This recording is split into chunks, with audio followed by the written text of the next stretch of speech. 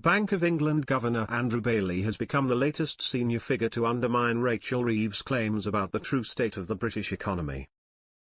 Speaking in an interview this weekend, the central banking chief said that their decision this week to cut interest rates for the first time in 4 years was objectively good news and a reason to be optimistic. His words further stymie the Labour government's attempt to recast the Tories' economic legacy, and begin preparing excuses for tax rises in the autumn budget. Mr. Bailey was asked directly about the Chancellor's claims, and while he refused to get drawn into politics, he added, "I do think it's good news, and a reason to be optimistic, that inflation is back at the target of 2% after peaking at 11%. We talk to people and businesses up and down the country every day. For quite some time, the cost of living for households and the costs of production for businesses have been the #1 concern. Inflation has fallen a lot over the past 18 months. So I hope those concerns will begin to fade. It's our job to make sure they do."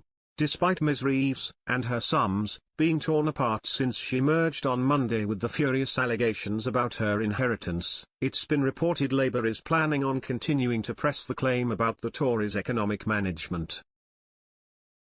However, a new YouGov poll said that while voters narrowly prefer the idea of tax rises to spending cuts to fill any shortfalls in the public finances, more voters say any tax rises would be Labour's choice and not the blame of the Conservative Party.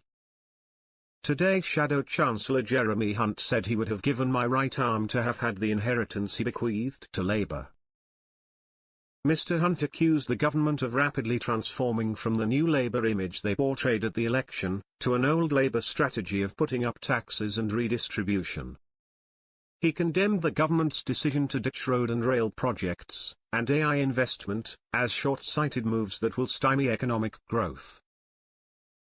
"I think on the evidence of the last month they are moving very rapidly from being new Labour to old Labour. What they are revealing is that they are prioritising redistribution of wealth over growth. If you choose to stop a lot of those capital projects in order to fund public sector pay, that is basically redistribution and it reduces our long-term growth." He renewed criticism on Ms. Reeves' claims about an economic black hole earlier this week, describing the claims as outrageous and wrong. He also expressed disappointment in Ms. Reeves' personal attacks, after a cordial behind-the-scenes relationship between the pair over previous years. Mr. Hunt rose above a partisan politicking, arguing, "That's not my sort of politics and I'm not going to respond in kind."